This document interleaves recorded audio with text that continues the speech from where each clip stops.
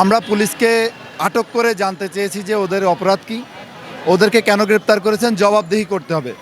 যার যেখানে সামর্থ্য আছে, যার যেখানে আছে সে সেখান থেকে যে কোনো প্রকারের অন্যায় গ্রেপ্তারকে প্রতিরোধ করবেন।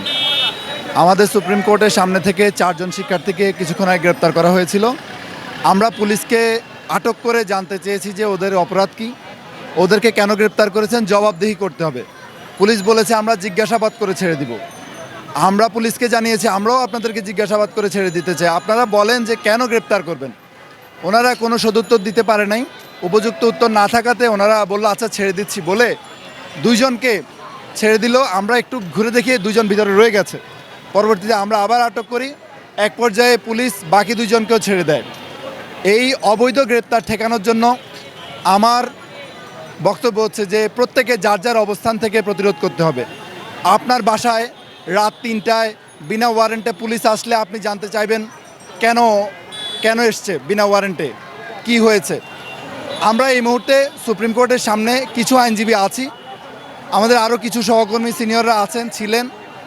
এখানে ছাত্ররা যেন কোনো প্রকারের বেআইনি আটকের শিকার না হয় সেটা আমরা দেখব।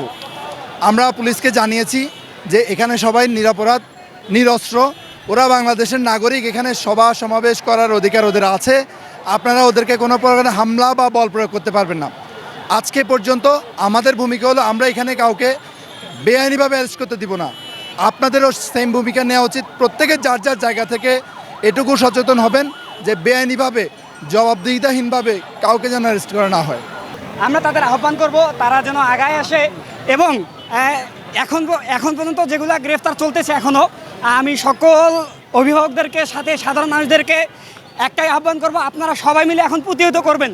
তারা যেন আর কাউকে গ্রেফতার করতে না পারে। তখন তারা যখন একটা বাসাতে যাবে সবাই মিলে আপনারা এগিয়ে আসবেন যেন আর কাউকে গ্রেফতার করতে না পারে। আপনারা সবাই মিলে প্রতিহত করবেন। আপনাদের প্রতি এটা আমাদের একটা আহ্বান, আপনারা সবাই মিলে তাদেরকে প্রতিহত করবেন যেন আর কাউকে আমাদের গ্রেফতার করতে না পারে। আমরা আমাদের দাবি আদায় করেই ছাড়বো ইনশাআল্লাহ।